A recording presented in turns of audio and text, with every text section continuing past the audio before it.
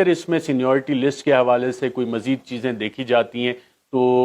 کیا معاملات بنیں گے، اس حوالے سے ناظرین چند حقائق آپ کے سامنے رکھتے ہیں۔ اور اس میں سینیورٹی لسٹ کو ہم جب دیکھتے ہیں تو سینیورٹی لسٹ میں ہمیں اس وقت جو ٹاپ پہ افسران نظر آتے ہیں اس میں سر فہرست تو لیفٹیننٹ جنرل عاصم منیر ہیں۔ لیفٹیننٹ جنرل عاصم منیر کے بعد نمبر آتا ہے لیفٹیننٹ جنرل ساحر شمشاد کا، اس کے بعد لیفٹیننٹ جنرل اظہر، اس کے بعد آتا ہے لیفٹیننٹ جنرل نعمان کا نمبر، لیفٹیننٹ جنرل نعمان کے بعد لیفٹیننٹ جنرل فیض کا نمبر آتا ہے، اور پھر لیفٹیننٹ جنرل عامر کا نمبر آتا ہے۔ اچھا، ان ساروں میں جو اپوائنٹمنٹ ہے، اگر تو یہ معاملہ 6 مہینے کی ایکسٹینشن تک بھی جاتا ہے، جو کہ عمران خان نے کہا کہ جی ایک نئی حکومت آئے، یعنی کیئر ٹیکر حکومت آئے اور وہ آ کے انتخابات کا اعلان کرے، اور اس کے بعد چاہے پی ڈی ایم آتی ہے، نون لیگ آتی ہے یا پی ٹی آئی آتی ہے، تو اس کا یہ استحقاق ہونا چاہیے کہ وہ آرمی چیف اپوائنٹ کرے۔ تو اگر آپ یہ بھی دیکھ لیں کہ اکتوبر میں اگر کیئر ٹیکر گورنمنٹ آتی ہے یا نومبر میں آتی ہے، تو اس کے بعد 3 مہینے میں انتخابات اور الیکشن، تو جو 5 افسران ہیں جن میں لیفٹیننٹ جنرل ساحر، اظہر، لیفٹیننٹ جنرل فیض اور لیفٹیننٹ جنرل عامر، یہ اپریل 2023 میں ریٹائر ہوں گے، تو وہاں تک بھی یہ مارجن ہوتا ہے، لیکن اس میں ایک ریٹائرمنٹ آ رہی ہے 27 نومبر کو، وہ ہے لیفٹیننٹ جنرل عاصم منیر کی۔ اگر تھوڑا سا ایک بریف پروفائل پہ ناظرین ان تمام افسران کے نظر ڈالیں تو صورتحال مزید واضح ہو جاتی ہے۔ لیفٹیننٹ جنرل عاصم منیر اس وقت سینیورٹی لسٹ پہ سب سے ٹاپ پہ ہیں، اور ان کی جو ڈیٹ آف ریٹائرمنٹ بتائی جا رہی ہے، پتہ نہیں کتنی اوتھینٹک ہے کہ نہیں، لیکن اکثر لوگوں کا یہ کنسنسس ہے کہ ان کی ڈیٹ آف ریٹائرمنٹ بنتی ہے 27 نومبر، لیکن ایک دو دوستوں نے مجھے بتایا کہ نہیں، شاید یہ دسمبر تک چلی جاتی ہے، 29 نومبر کے بعد بھی،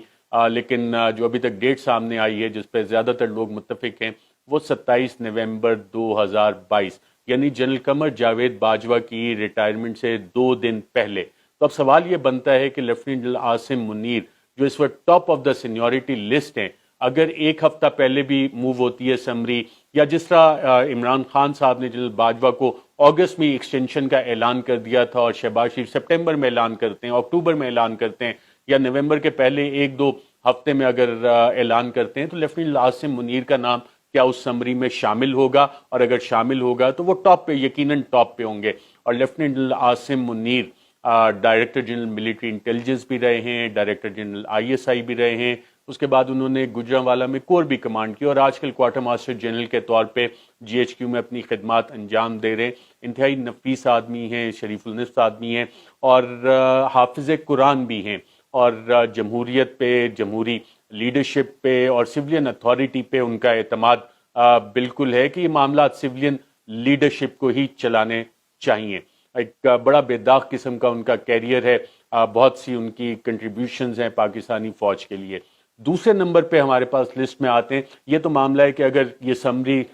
سپٹمبر، اکتوبر یا نومبر کے شروع میں جاتی ہے تو lieutenant Asim Munir top of the list ہیں، کیریئر بھی ان کا انتہائی شاندار ہے، جو ان کی شخصیت، جس شخصیت کے وہ مالک ہیں، حافظ قرآن بھی ہیں، وہ بھی بہت سے لوگوں کو امپریس کرتی ہے۔ دوسرے نمبر پہ ناظرین نام آتا ہے لیفٹیننٹ جنرل ساحر شمشاد کا۔ لیفٹیننٹ جنرل ساحر شمشاد صاحب انتہائی اچھے آدمی بھی ہیں، اور ڈائریکٹر جنرل ملٹری آپریشنز بھی رہ چکے ہیں۔ ڈائریکٹر جنرل ملٹری آپریشنز کے علاوہ جو ایک امپورٹنٹ اسائنمنٹ ان کے پاس تھی وہ چیف آف جنرل سٹاف کی تھی، اور چیف آف جنرل سٹاف کا عہدہ جو ہے پاکستان کی فوج میں کہا جاتا ہے کہ ڈائریکٹر ملٹری آپریشنز اور چیف آف جنرل سٹاف یہ نرو سینٹر کی حیثیت رکھتے ہیں، اور انٹیلیجنس کے معاملات، انفارمیشن کے معاملات، آپریشنل معاملات یہ سارے دیکھتے ہیں۔ اور اس کے بعد ان کی تعیناتی ہو گئی بطور کور کمانڈر راولپنڈی، جہاں پہ ابھی تک یہ اپنی خدمات انجام دے رہے ہیں۔ لیفٹیننٹ جنرل ساحر شمشاد نے تقریباً اسی سال اپنے ایک پرانے اسکول کا دورہ بھی کیا، اسلام آباد model college for boys F84، اور وہاں پہ جو اساتذہ تھے ان کے ساتھ جو ان کی انٹریکشن ہوئی، جو باقی کولیگز کے ساتھ ان کی انٹریکشن ہوئی، اس سے بہت سے لوگوں نے ان کا بہت اچھا تاثر لیا۔ فوج پاکستان میں بھی ان کی بہت عزت کی جاتی ہے۔ مجھے یہ بتایا گیا کہ ان کا جو فارم ہے اس میں نیکسٹ آف کن میں لکھا گیا ہے پاکستان آرمی، سندھ ریجیمنٹ سے ان کا تعلق ہے، اور پوری طرح کمیٹڈ ہیں اپنے پروفیشن کے ساتھ۔ اس کے بعد ناظرین نام آتا ہے لیفٹیننٹ جنرل اظہر کا۔ لیفٹیننٹ جنرل اظہر عباس اس وقت چیف آف جنرل سٹاف ہیں، اور چیف آف جنرل سٹاف کے عہدے سے پہلے یہ کام کر رہے تھے بطور corps commander Rawalpindi. Lieutenant Azhar Abbas کی ریپوٹیشن پاکستان آرمی میں ایک انتہائی اچھے، ایماندار، آنیسٹ اور اسٹرکٹ آفیسر کی ہے، who goes by the book, who goes by the rule, اور نو نانسنس ٹائپ ان کا ایٹیٹیوڈ ہوتا ہے بہت سارے معاملات پہ۔ And once a task is assigned to ہم، ہی میک شیور کہ وہ والا کام جو ہے مکمل ہو۔ پاکستان انڈیا کی جو کشیدگی ہوئی تھی اس میں بھی جس امپورٹنٹ پوزیشنز پہ تھے اسے ریزالو کرنے میں کافی اہم اور کلیدی کردار انہوں نے ادا کیا۔ لیفٹیننٹ جنرل اظہر عباس کے بعد ناظرین سینیورٹی لسٹ پہ جو نام آتا ہے وہ آتا ہے لیفٹیننٹ جنرل نعمان کا، اور لیفٹیننٹ جنرل نعمان ناظرین اس سے پہلے پروموشن سے پہلے اپنی آئی ایس آئی میں ڈائریکٹر جنرل انالیسس کے طور پہ کام کرتے رہے۔ اس کے بعد ان کی ایک اہم تعیناتی ہوئی جو بطور کور کمانڈر پشاور تھی، جو پورا آپ کا ویسٹرن بارڈر اور خاص طور پہ جو لا اینڈ آرڈر کے معاملات تھے اس دور میں انہوں نے وہاں پہ نہ صرف ڈیولپمنٹ کو دیکھا بلکہ کاؤنٹر ٹیررزم آپریشنز جو ہے اس میں بھی باقاعدہ اس چیز پہ کو دیکھتے رہے، اور بطور D G analysis I S I جو انہوں نے کام کیا، جو ان کا پرسپیکٹیو ہے اس حوالے سے وہ انتہائی اہم ہے، اور اسی وجہ سے جو ان کی اکیڈیمک انڈرسٹینڈنگ ہے،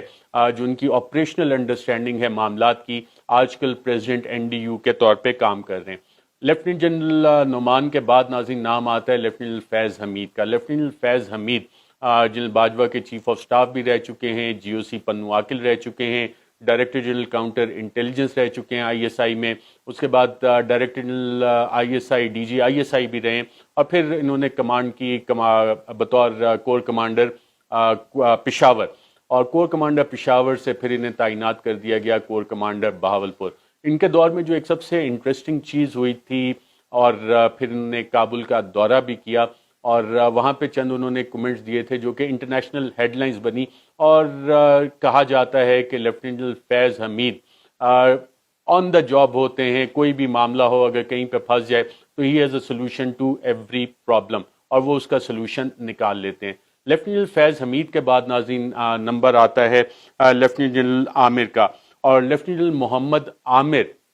اس وقت پوسٹڈ ہیں کور کمانڈر گجرانوالہ کے طور پہ، اور اس سے پہلے امپورٹنٹ اسائنمنٹس پہ تعینات رہے ہیں۔ ماضی میں یہ سابق صدر آصف زرداری کے ملٹری سیکرٹری بھی رہے ہیں، جس طرح ایک دور میں سابق chief of the army staff general Ashfaq Pervez Kayani محترمہ بے نظیر بھٹو کے ملٹری سیکرٹری رہے تھے۔ یہ تو ناظرین سینیورٹی لسٹ بنتی ہے کہ اگر آپ 6 مہینے کے لیے ایکسٹینشن جنرل باجوہ کو نہیں دیتے، نئے انتخابات نہیں ہوتے، اور 29 نومبر کو چینج آف کمانڈ ہونی ہے۔ جو چینج آف کمانڈ ناظرین 29 نومبر کو ہونی ہے، اس میں ایک اور اہم عہدہ جو ہے chairman joint chief of staff committee کا، اس پہ جنرل ندیم وہ بھی ریٹائر ہو رہے ہیں، اور ان کی ڈیٹ آف ریٹائرمنٹ کا مطلب یہ ہے کہ 27، 28، 29 یہ 2 اہم تعیناتیاں جو ہیں وہ نومبر کے مہینے میں ہونی ہیں، اور اگر سینیورٹی پرنسپل کو فالو کیا جاتا ہے تو بہت سے لوگوں کا خیال یہ ہے کہ لیفٹیننٹ جنرل ساحر شمشاد یقیناً یا تو chairman joint chief of staff بنیں گے یا chief of the army staff بنیں گے، اور اگر یہ سمری پہلے موو ہوتی ہے اور سینیورٹی لسٹ اور میرٹ کو جس طرح وہ فالو کرنے کی بات کر رہی ہے پاکستان مسلم لیگ نواز، اپنے ماضی سے ایک بریک کرنے کی بات کر رہی ہے، اتحادیوں سے بھی انہوں نے مشورہ لینا ہے، تو لیفٹیننٹ جنرل عاصم منیر کے بارے میں کہا جا رہا ہے کہ وہ chief of the army staff بننے کے ایک اسٹرانگ کنٹینڈر بھی ہو سکتے ہیں۔ لیکن اگر اس میں سینیورٹی لسٹ اور 1-2 دن کو آگے پیچھے کر کے سمری موو کی جاتی ہے اور ان کا نام اس میں شامل نہیں ہوتا، تو پھر جو میں نے آپ کو معاملات بتائے ہیں کہ سینیورٹی لسٹ میں کون کون آتا ہے، وہ چیزیں ہمیں دیکھنا پڑیں گی کہ وہ تعیناتی کس طرح سے ہوتی ہے۔